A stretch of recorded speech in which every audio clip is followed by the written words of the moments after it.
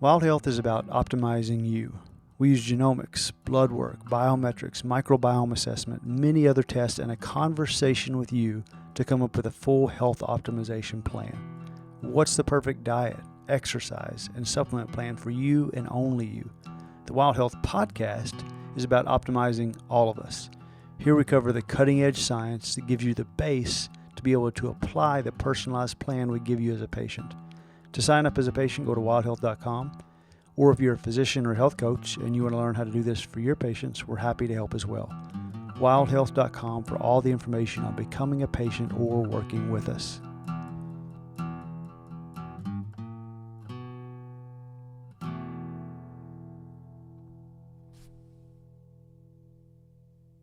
Dr. Julie Foucher-Urcuyo. Yes. It's great to have you here in person. I'm really excited to talk to you for a few reasons. Number one, you're what I call a real doctor. You take care of people cradle to grave, functional medicine trained, family medicine residency trained from the Cleveland Clinic. But you also are one of the best in the world, which is something that I will never probably say about anything, but your competitive time in CrossFit, you competed in 4 CrossFit Games, right? Mm-hmm. You were never out of the top 5, which is pretty amazing. That's crazy. You were second place one year. Mm-hmm. Yeah. So before I want to talk to you today about CrossFit in general, because I know you're passionate about that. But I would love to hear a little bit about your times competing, because that's, I've seen the games before and it looks pretty intense. Mm-hmm. Like that period of your life, what was it like to be training that much, to competing, and to really be one of the best in the world at something? Yeah, it was crazy. Well, thank you for saying that. I think best in the world back then, maybe 5 years ago, is a different story today with what people are capable of. But it was a crazy time. I mean, I think the timing for me was very interesting because I got into CrossFit when I was in college about the same time that I was thinking or starting the application process for med school. So both of those things really happened in parallel. And when I started CrossFit in 2009, it was growing, but it was still relatively unknown by most people. That was only 2010, the first year I competed in the games, was the 4th year of the CrossFit Games. So it was a very new sport, and the competition was very different. And I was lucky that I got to sort of evolve with the sport during those first kind of 5 years. What was your background going into the company? Growing up, what did you play? What kind of sports? Yeah, I did gymnastics was my main sport growing up, which I think you see commonly, especially on the women's side. Gymnastics is a great background for CrossFit because there is so much gymnastics involved, and then it just teaches you a lot about picking up new skills really easily and body awareness.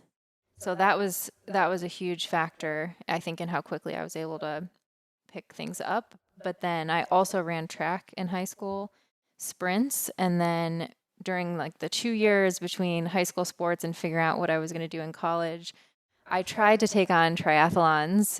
Just had a friend who was really into swimming and running, and so I did a couple sprint distance triathlons, and that helped me actually build a good endurance base. So by the time I started CrossFit, I was very weak, actually. Like, weightlifting wasn't something I had done a ton of, but I had a good base and enough different things that I think they were able to come together in the way that I needed them to be pretty good at CrossFit early on. Yeah, we were talking about this yesterday, actually, how kids who want to get into CrossFit and younger athletes, how it may not be the best idea to really focus on CrossFit as your sport at a young age. Can you elaborate on that a little bit? Because I see that now quite a bit. It's it's a really cool sport, I mean, especially when you see the games on TV. The athletes, they just doing incredible things. And so kids are seeing that, they want to do that. But if you're in high school or even middle school, what would you recommend to somebody who may be thinking about getting into CrossFit? Yeah, I think it's a really interesting topic and something we were saying yesterday we're still learning a lot about because this is still such a young sport. But I think even now there are divisions of the CrossFit Games for teen athletes. But I think especially even now a lot of the top competitors will agree that the best preparation to be really good at competing in CrossFit is to play as many different sports and get as many different experiences as you possibly can. and then maybe use CrossFit as a way to do some conditioning in the off season or to make you better at those sports. And then when you have that really great foundation and base, if you want to become a competitive CrossFit athlete a little bit later, it's a lot easier to sort of ramp up your training CrossFit specific and be more successful, because so much of being successful in CrossFit on the competition side is about being prepared for anything and being able to adapt in the moment and do something new that you haven't necessarily trained for. And so the more previous experiences you have, you can draw from, the better you're going to be able to do that. So from what I understand, when you go to the games, you actually don't know what the events are going to be going in. Is that right? That's correct. Yeah. And it's been to varying degrees as the years have gone on. Sometimes there'll be an event that you won't know until you step on the floor. There's been a couple final events like that where they've kept us in a closed, locked room and we couldn't see what the heats before us were having to do. And then 3, 2, 1, go, they tell us what we have to do. All the way up to some of the events are released in the week before, a few days before. Now it's a lot more planned out, obviously, when they start airing it on TV and they have like TV schedules to worry about. But it's definitely not something that you can train specifically for those events ahead of time. What was the biggest oh crap moment when you saw like an event that you just definitely weren't trained for or wasn't what you were expecting? Did you throw any really crazy stuff in there? It's interesting because some of them I ended up doing the best in, but I had that oh crap feeling beforehand. And where a lot of that previous experience comes in handy, because so I think it was, 2011 was my second year at the games, and they had never before had swimming in the games. And they announced that we were going to have a swimming event. I think it was on Santa Monica Pier. We were just going to have to do a little swim. It wasn't super far, but just out and back, and then run down the beach, run back, do a bunch of squats and pull-ups and push-ups and another run.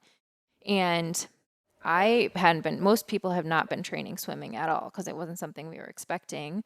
But luckily, my friend from college had kind of taught me a little bit about swimming. And I remember the first time I went to the pool with her in college, I could barely get in a couple laps without feeling like I was out of breath. And then, I could be fine swimming a mile or so and kind of knew what I was doing. I was by no means a great swimmer, but I remember texting her the night before, and I had another experience just on a trip that I went on to Dominican Republic when I was in college, swimming in open water and learning how to navigate the waves, which I didn't have experience with. So just drawing on those two experiences, I was able to get through the swim and actually ended up winning that event.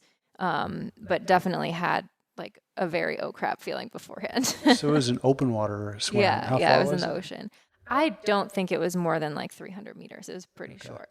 Yeah, but you don't see a lot of pools in CrossFit boxes. No, you don't. You don't. And now it's a staple. Now everybody swims at least twice a week, and it's a very known part of, you're going to have to swim in some way, whether it's a pool or open water or anything else.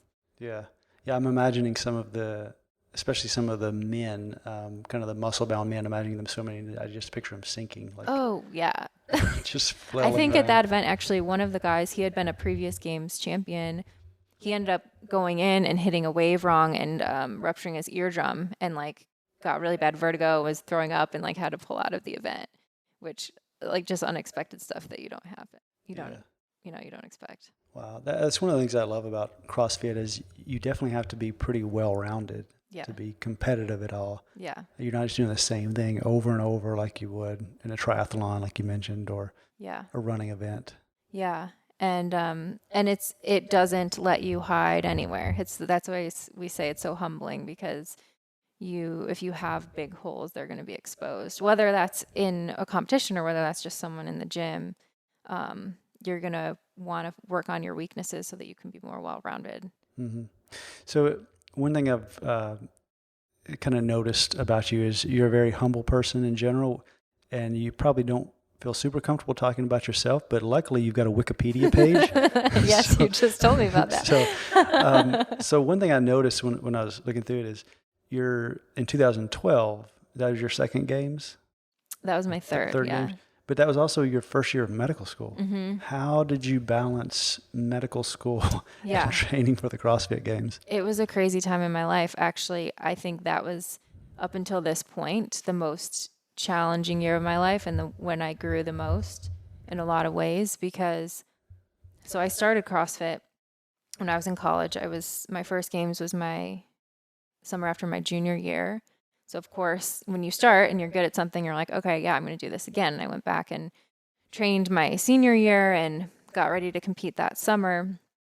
And a lot of stressful things happened in a short period of time, like just moving to a new city for med school. I lost my grandmother and my uncle died unexpectedly. Just like a bunch of big life changes happening at once, like right in that month of July. We started school actually the beginning of July, and the games were the end of July. So I've never before experienced so much stress. Like not that I like psychologically knew I was under that much stress, but to a point where I was starting to experience physical symptoms from it. And competed in the games, ended up not doing as well. So this was 2011. Yes. 2011. So this was my second year. Yeah, and I can correct you because I can look at your You can Wikipedia. fact check me. Oh, yeah. Because Wikipedia is so always accurate, right? Let me tell you. I mean, so according to Wikipedia, you got second place that year. Yeah. So 2011 was my second year. So this was like leading into my first year of med school. And I had gotten fifth my first year, which is kind of crazy, right? Like that whole year was just like, oh, I didn't know if I could make it or what would happen. And you end up fifth and you're like, wow, is this a fluke? I don't know. And this goes back into kind of what you said, my humility has always been a struggle for me, that balance of like humility and confidence. And in a lot of ways, I think the fact that I didn't have more confidence in myself as a competitor held me back a lot. But that first year, I think, or that second year, going into 2011, when I was starting med school, all this stuff happened. I went into that games thinking, like, I just don't want to do worse than last year. And like, that was like always in the back of my head. And I went into the last event. I was in third place. The last event should have been perfect for me. Like, it was all my strengths. And it was like, I don't know what happened, but it was like this weird time warp of things happening and nothing was going my way. And I ended up slipping back to fifth place again. So I was like, okay, well, that's what I asked for. Don't do worse than the year before. So I got fifth and I got back to school and I had a hard time just kind of like coming to terms with all of that because everything that had happened, like with family and moving and then the games, I just wasn't processing it because I was so focused on the games. So then it kind of all hit me. And I knew I wanted to compete during my first year of med school because my husband, Danny, who got me into CrossFit, he went to the same school. So I had seen kind of what his time was like and how demanding school was going to be that first year. And I knew it was possible. He had also, during his first year, competed on a team at the games. So I knew it was possible. And I knew I wanted to do it. And so I just went into school and training and was living this like very not fun life of like going to school from 8 to 5 and then going to the gym from like 5 to 9 and then coming home and studying and going to bed and doing it all over again and not having social life and like just not enjoying it. And I actually was very depressed. Like it was not a good time in my life. And eventually you kind of get to a point where you can't keep ignoring it anymore. And I finally realized through a bunch of different things that happened in conversations that I had, one in particular with my mom, she's like, why, you don't have to keep doing this. You don't have to keep going to school. You can drop out. You don't have to compete in CrossFit. We're going to love you no matter what. And I was like, interesting. Like, why am I doing these things? And it made me step back and think a lot more about the why behind it, why I was doing what I was doing and how it was important. And as soon as I made that connection and I like realized there was a much deeper reason why I wanted to do both of these things, it was like instantaneous. I was enjoying training again. I wasn't crying all the time. It was like, I really enjoyed it and then had a great season that year. And the way our school schedule fell, I ended up having like 5 weeks off just to focus on training right before the games. And that's how I ended up having my best finish. So I've got so many questions about that, what you just said, because, actually, let me just start with, you talked about crying. And we were talking yesterday about a lot of people that do CrossFit. They're very fit physically, but sometimes there's some emotional stress or something else that's going on that that they really need to address more than their physical health. Do you have any advice for? I mean, you can speak very clearly as a woman, Mm-hmm. a CrossFit athlete. Do you have any advice for women who are competing in CrossFit or just going to a Mm-hmm. gym and really just trying to get in optimal shape, but they may not be in the best emotional shape? Like, how would you talk to someone who was just maybe Yeah. to yourself back then? How would you talk Yeah. to yourself now, knowing what you know? Absolutely. I think so much of it is it's just looking it all comes down to like balance, and it comes down to like your purpose and your why. Like, why are you doing the things that you're doing? And I think the people who are attracted to CrossFit are intense people, right? Like, that's the type of demographic that tends to walk into a CrossFit gym, is people who want to be intense in all areas of their lives. They're, working really intensely. They have families, they have side jobs, they want to work out really hard. And so the balance in terms of being able to have some like time to down regulate and to be able to sleep well and focus on the relationships and the other more meaningful things can sometimes get pushed aside. And for me, it was like I could push it aside for so long. And I think when I always say, like, training for the CrossFit Games is the same. You get the same sort of life lessons that you do from just doing CrossFit in a box, but it accelerates it because you're spending so much more time training. And so for me, there came a point where I just couldn't ignore it anymore. And that's when, you kind of figure this stuff out. But I think I would have told myself a lot earlier to just take a step back and think about why you're doing what you're doing. Is it something that's actually important and congruent with the goals that you have? And then making sure that you do have some, keeping the most important things first, like your relationships, time to de-stress, sleep, things like that.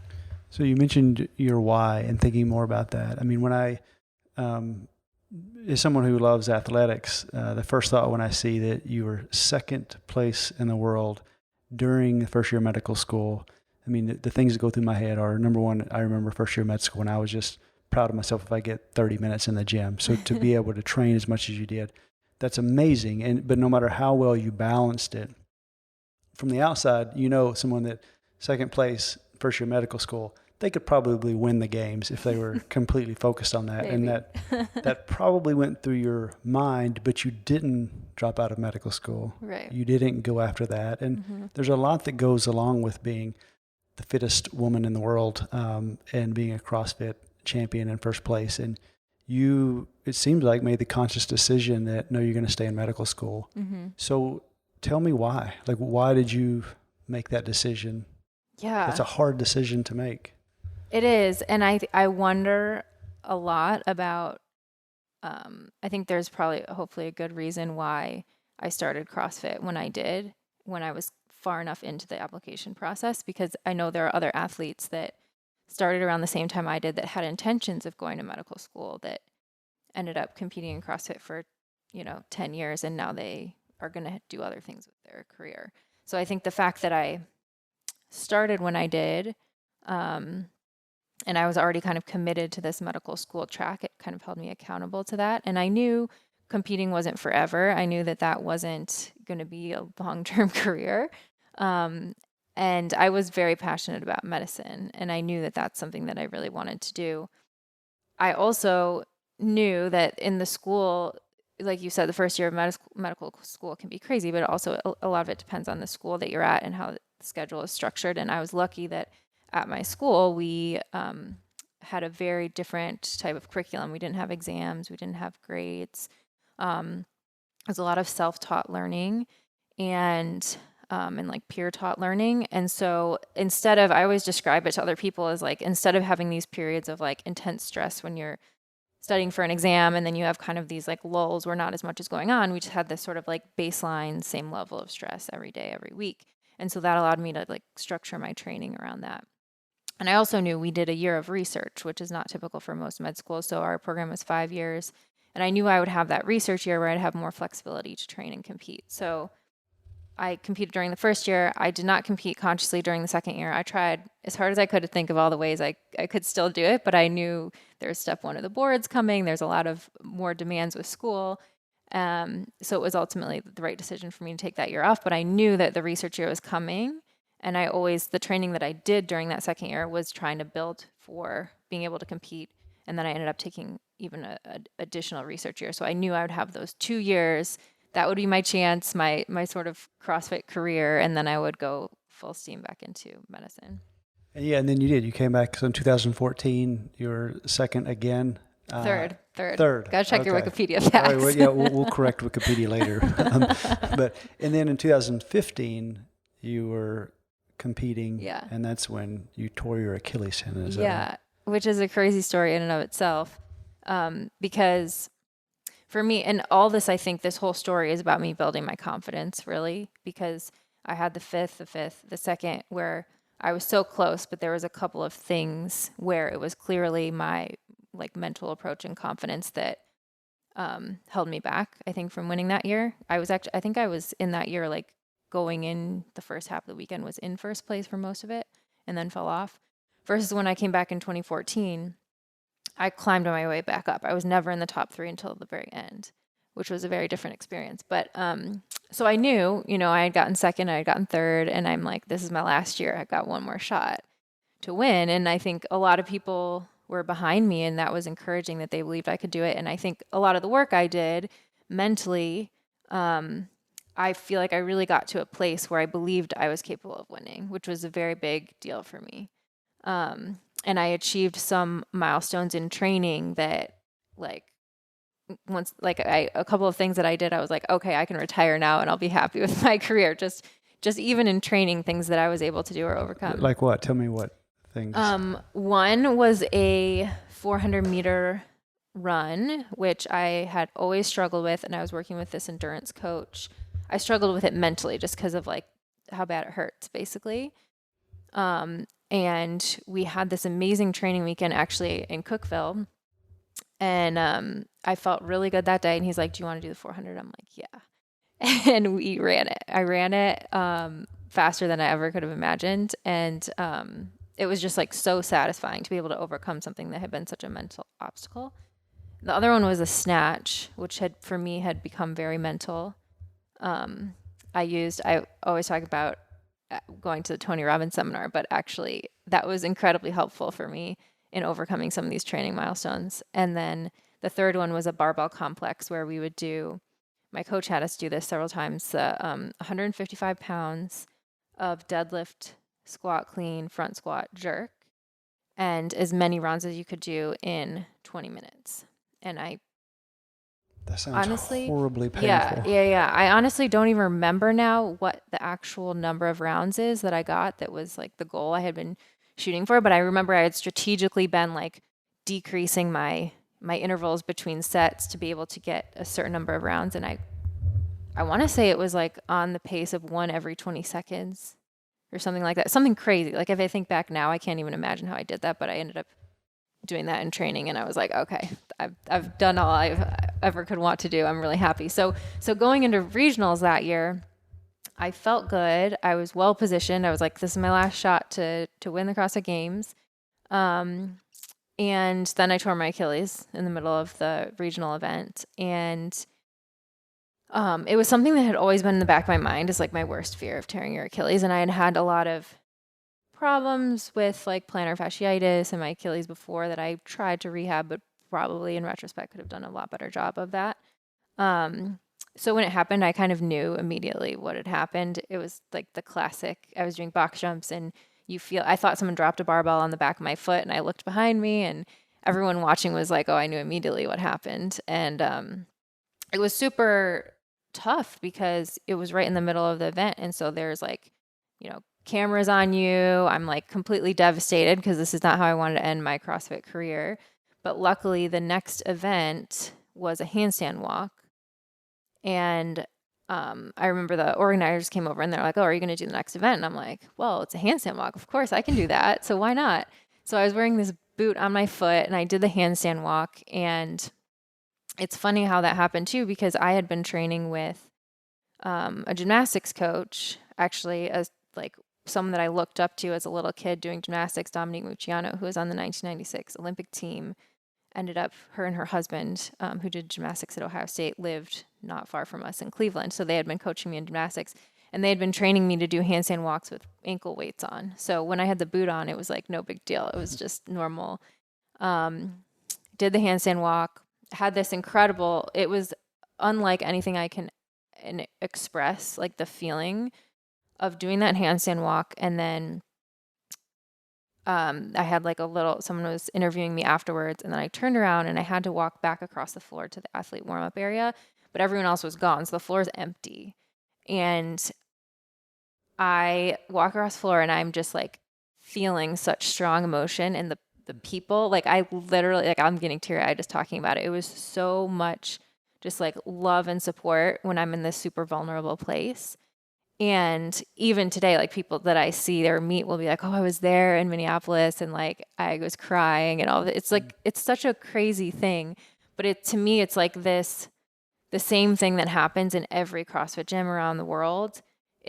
That's what the CrossFit community is about. Like they are there for you when you are vulnerable, and they just want to pick you back up. Like when you see somebody, the last person finishing the workout, or somebody that's like struggling with a new skill, like that's what the CrossFit community is all about. And so for me, it was just such a powerful way to feel that, which I think was really beautiful. And for me, it was like this ultimate expression of, it doesn't really matter at the end of the day, the outcome doesn't matter. It's more, the journey. It's like, it's not about the ending. It's more about the journey. And for me that year really, as I look back on it, kind of solidified that, because it wasn't about making it to the games or winning first place. It was like, wow, I learned so much along the way and had these amazing experiences. Yeah, I've never told you this, but I had a very similar experience in the 2008 Bud Light Regional Dodgeball Tournament. I injured my Achilles tendon so basically the same thing, the same thing you're describing. No, in all that actually did happen to me. But in all seriousness, it wasn't just the handstand though. You came back and the next couple of days and competed, and as I think about that, like you'd been top 2 and top 3 in the world. So why would you continue on? I mean, you placed, I think 11th in that handstand event and still did great in the games, but it wasn't what you wanted or were looking for. Why did you come back the next 2 days and continue competing? That was at regional. So that was the qualifying event to the games. And, it was, for me, it was such a freeing feeling actually to be able to go out there with no pressure and just fully enjoy competing, which I feel like I had never actually done before, because it was always such a high pressure situation. And it was a blast. Like it was so much fun. And the way the events worked out, I actually was able to do all of them. And I think I was even in qualifying position up until the very last event, which was muscle ups and then squat cleans, and I couldn't do the squat cleans. So I did the muscle ups, and then I just like cheered everyone else on. But yeah, it was so much fun and it was like just a cool, I felt like a celebration of my hard work and like CrossFit career, to be able to go out there and just have fun and not have any pressure.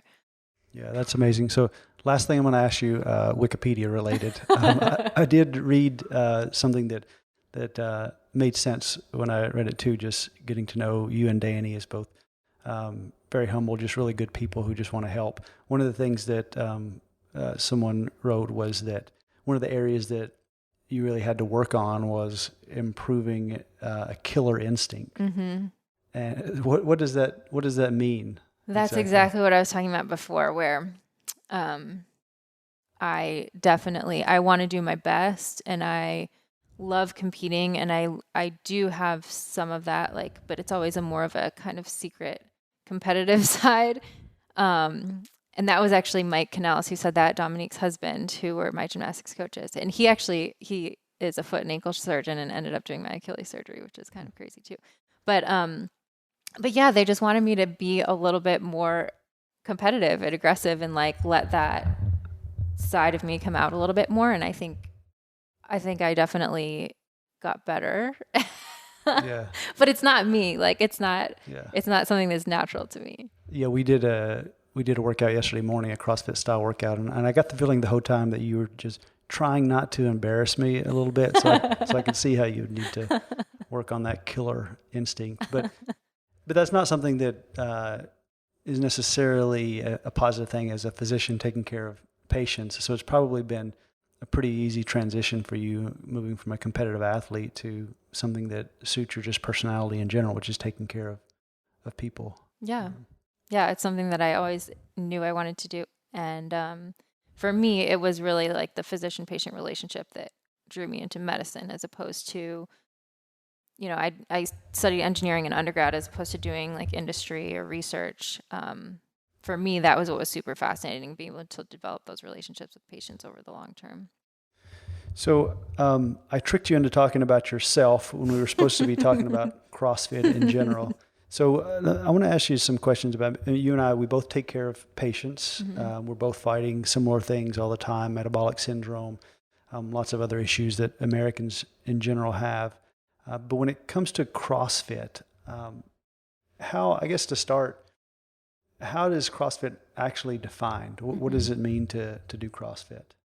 Yeah. So I think it's interesting, like, first, just even saying CrossFit or talking about the word CrossFit, because I think it's, for a lot of people, it's a really strong word. It's one of those words that people have strong reactions to, either positive or negative. And like when I talk about CrossFit in front of general audiences, I always ask, like, what are the first things that pop into your mind when you think of CrossFit? Because for a lot of people, it's really positive. It's like community and really fit people and, um, you know, intense workouts or things like that. And then for other people, it's very negative and it's like super intense, dangerous, cult, like things like that. And so I usually like to tell people just to like take a step back and think about the methodology without any of those preconceived notions, because I think there's so much out there in the media and maybe people that have had good or bad experiences that can cloud how you think about it. But I think what for me is most interesting about CrossFit is that it's always been something that's very well defined. And it's always been something that's actually rooted in health. It's not just about fitness. And we've been talking about CrossFit Games, but that's such a small percentage of what CrossFit is really all about. It's like a very small percent of 1%. Really, CrossFit is for general fitness and to help improve health and longevity.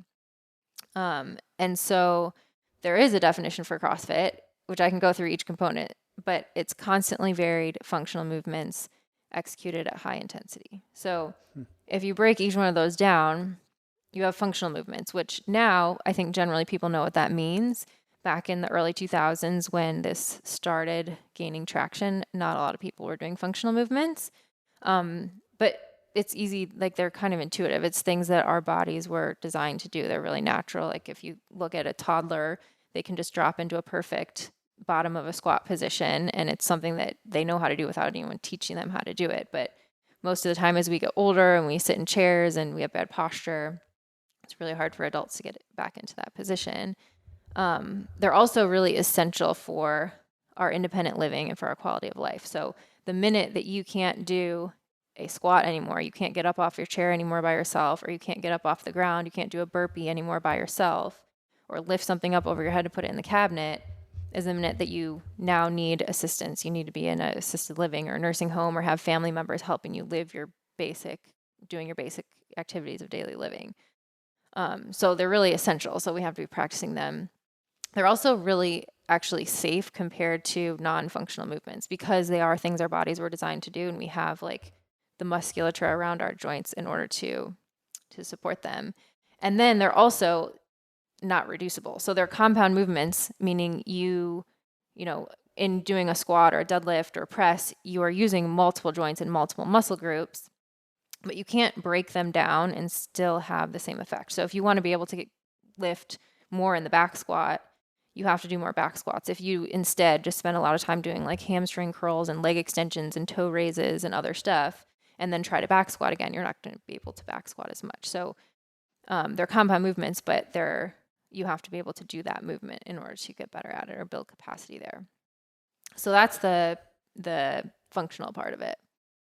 Yeah, and you mentioned the burpee. I just had an interesting thought you should look into. Yesterday we were talking about, so you're going to be teaching at our brain optimization course coming up, Yeah, and you're going to be talking about high intensity workouts and the effect on the brain of doing that. And we're going to have a challenge workout. We're trying to decide what's something that everyone could do, even if they're watching online. And we were thinking about just 5 minutes of burpees. What's the maximum number of burpees? Yeah. And we were thinking about how that correlated with health in general. Mm-hmm. It'd be a really interesting study to compare just how many burpees someone can do in a minute or 2 minutes to like their biological age. It would be really interesting. And I've seen, the studies of like sitting on the ground, being able to stand up without using your arms, and how that correlates with mortality. I think correlates better than a lot of other things to mortality, just being able to do these functional movements.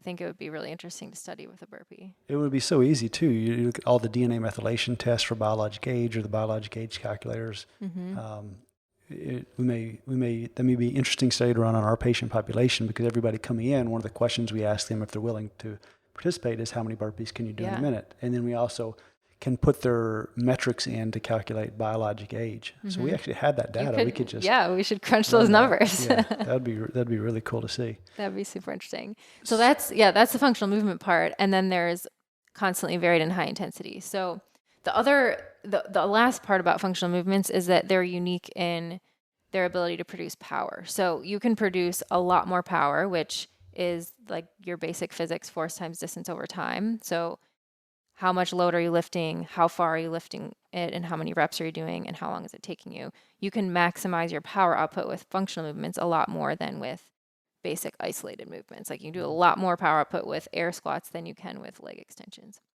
So high intensity also is defined as that power equation. And so what I think a lot of people get intimidated by with CrossFit is they think it's just super intense, but it's intense relative to the individual. So relative to their physical tolerance and their psychological tolerance. And it looks very different, but that's a beautiful thing about CrossFit is you can have, a teenager, a 30-year-old, and a grandmother in the same class doing the same workout, but it might look very different for each of those different people. And they're still going to get a really good benefit by working at their relative intensity. So why my favorite, the founder of CrossFit always used to say the needs of Olympic athletes and our grandparents differ in degree, not kind. Like we all need the same stuff, but some people are going to be doing CrossFit for 4 hours a day, and some people are going to be doing basic wall push-ups and pushing a PVC pipe over their head, or doing a squat to a chair to a box, and we can all get a really good workout. There's 2 videos if people are listening that want to check this out. There's one if you Google Constance and CrossFit, a beautiful video of this woman in a gym in New York. And then there's, if you Google like 100-year-old in CrossFit, there was a commercial they did during one of the CrossFit Games showing this guy who's 100 years old who does CrossFit. Wow, that's awesome. I mean, we know the scientific evidence on high intensity workouts. It's extremely powerful. There's so much there that's positive. But CrossFit is really, really, really dangerous, right? It's so dangerous. Yeah. So no, I don't actually believe that. I know you're being sarcastic. I don't know. So, but that's one of the most common misconceptions. And I think, interestingly, being an ER doctor, that's probably one of the questions that I got asked most by the other ER doctors when I was training. When they found out I did CrossFit, was like, "Oh, that's really dangerous. I see so many injuries from CrossFit." So we have some data, but we don't have a ton. Like I said, this is still relatively new. But I think in the near future, we're going to start getting a lot more data and a lot more kind of granular about the things that are maybe more effective and less effective within CrossFit. But the data that we do have basically shows it's the same injury rates as other common sports. So like Olympic weightlifting, gymnastics, long distance running, soccer. There's been a couple of like systematic reviews with 13 or 14 studies, and they all show injury rates between like, I think 0.3 and 3 per 1,000 training hours. So it's very on par with most other types of exercise you're going to do. But I think because of the way that CrossFit's often portrayed in the media, or maybe when people flip on the TV and they see people doing crazy stuff at the CrossFit Games, they think that's what it's all about. I think there's a lot of perception about it being dangerous. I also think that it's like any other tool, right? You can use it in a really powerful way, but if you use it in the wrong way, it can also be more dangerous. Like you can take a fork and use it to eat your lunch, or you can stab yourself in the eye with it and then it becomes dangerous. So there's ways it can be implemented that are not as safe.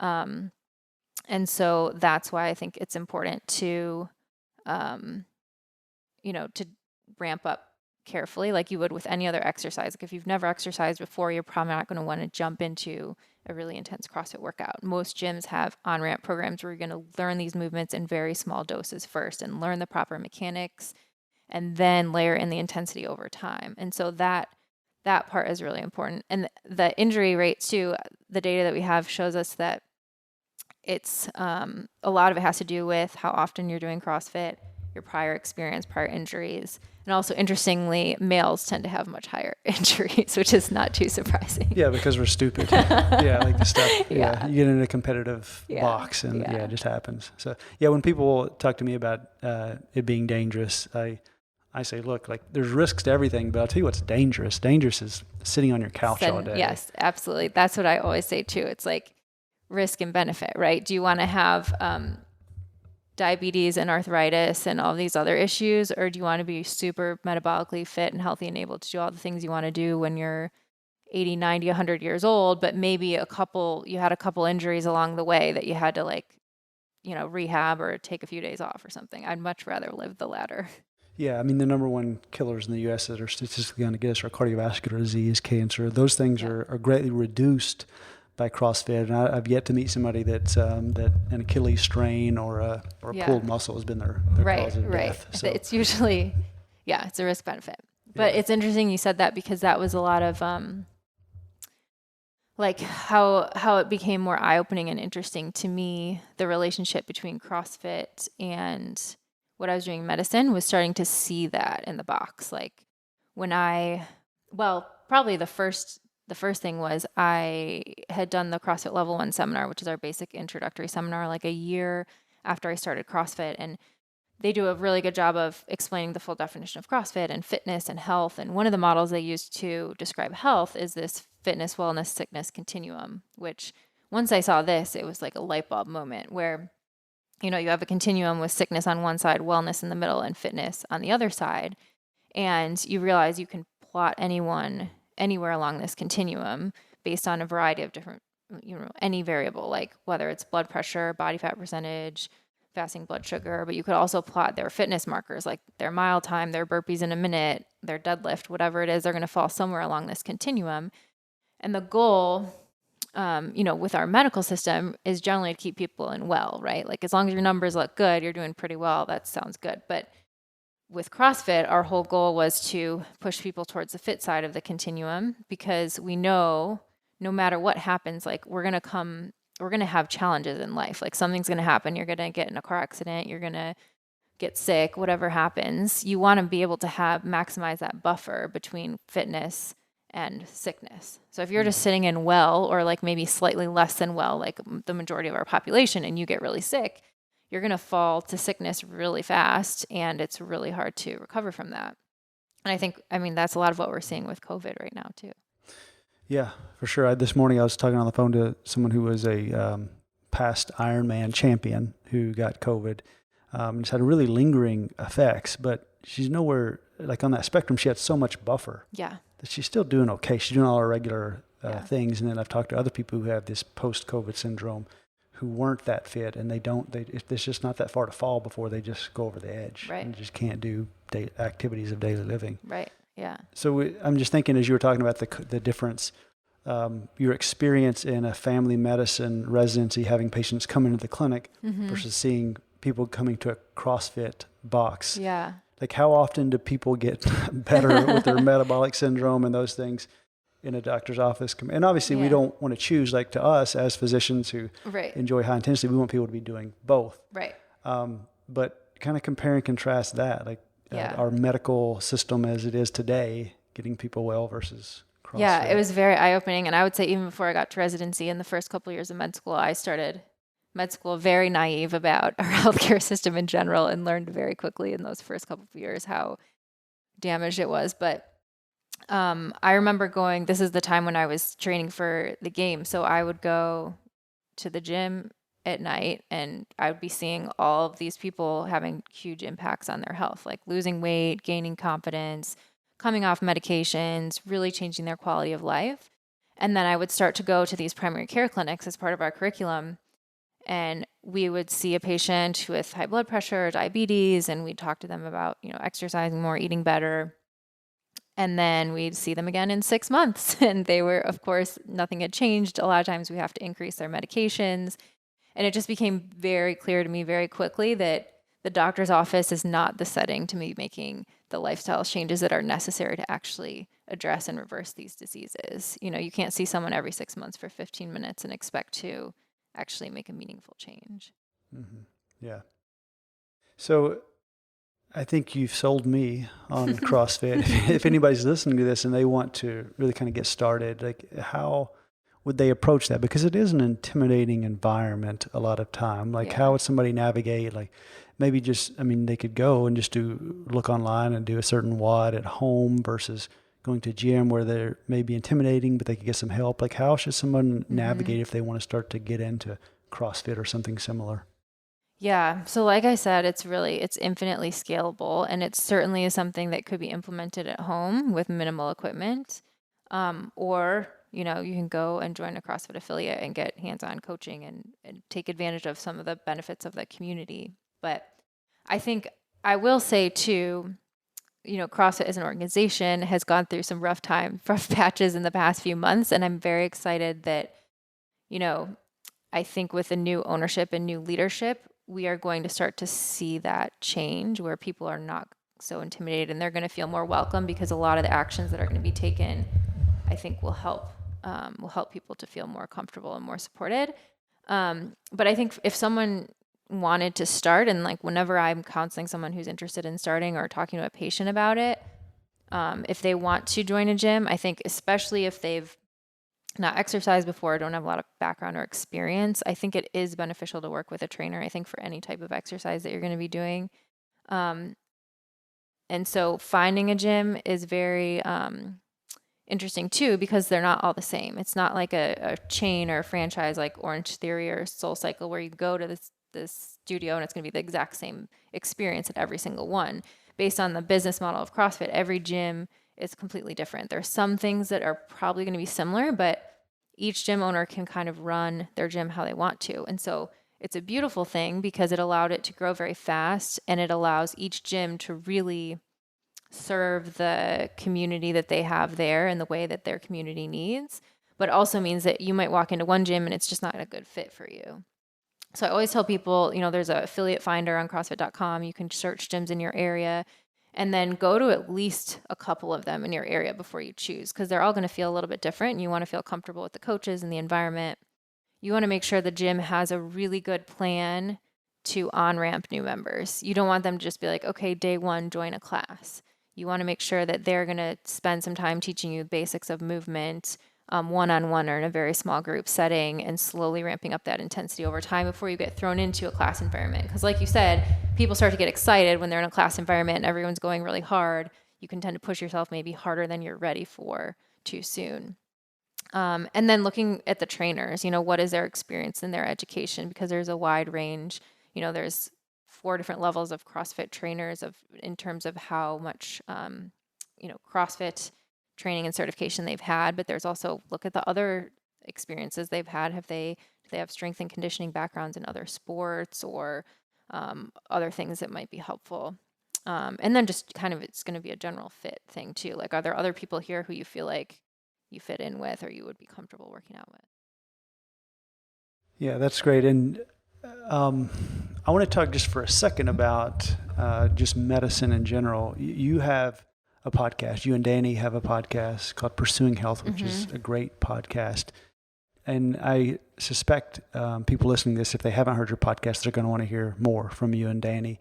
So tell me about that podcast. What does that Pursuing Health means? Why do you call it that? What is your podcast about? Yeah. So I started it about 5 years ago, right as I was finishing my CrossFit Games career. And it seemed like a really great way. I always, like I talked about physician-patient relationship, like I always really I thrive off of the like one-on-one conversations. And so the podcast setting was something that was really exciting for me because you can just sit down and have a conversation with someone.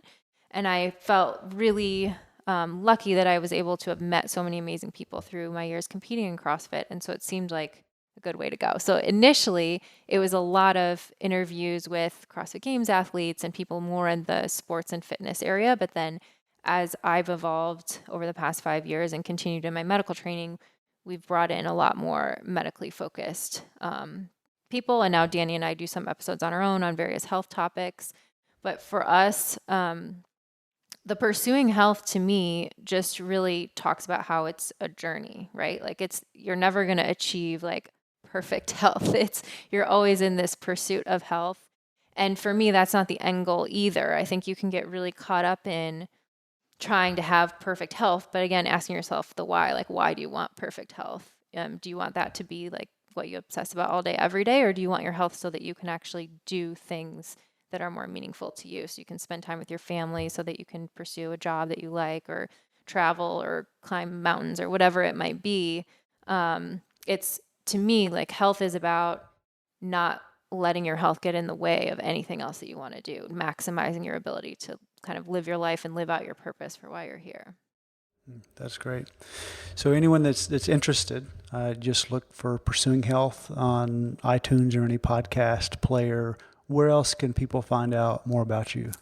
Pursuing-health.com is the website, and then at Julie Foucher on Instagram. And I don't really go on Twitter very much. I'm really bad at Twitter. So Instagram or pursuing.health. Pursuing-health, yeah. -health. All right, Yeah. perfect. And we can link to that for sure. And at the end of the month, in a couple of weeks, at our brain optimization course, if you want to sign up for that, it's sold out in person. But Julie's going to be talking about high intensity effects for the brain and how that's a very important component to brain optimization.